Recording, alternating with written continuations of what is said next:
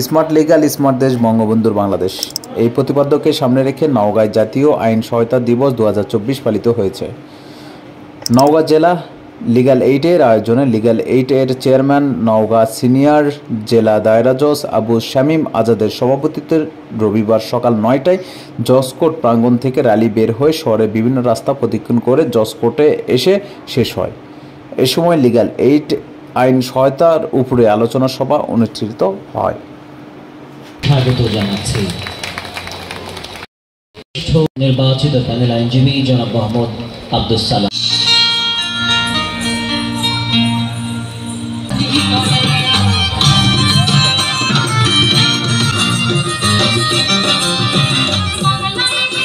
স্বামী Azad sir, legal aid মেলা উদ্যোগ জনাব মোহাম্মদ আবু স্বামী আজাদ স্যার।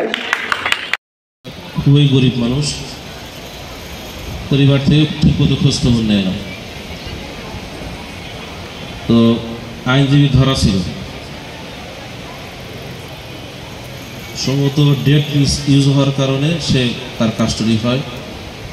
পরবর্তীতে 10,000 টাকা আইনজীবী সাহেব চেয়েছিল ওনার কাছে, না দিলে আমি বেল পিটিশন আমি পেশ করবো না। এটা শুনলাম আমি রোজার মাস শেষে, এই 2-2.5 মাস পরে, 2 মাস 25 দিন পরে শুনলাম। কিন্তু তার বেল মিস ইউজ হওয়ার কারণে মূলত তাকে দ্বিতীয়বার যেতে হয়েছে। আপনার যদি মনে হয় যে আমি এটা জামিন শুনানি করতে আমার 10,000 টাকা লাগবে, আমি করবো না, ঠিক আছে, এটা হতেই পারে।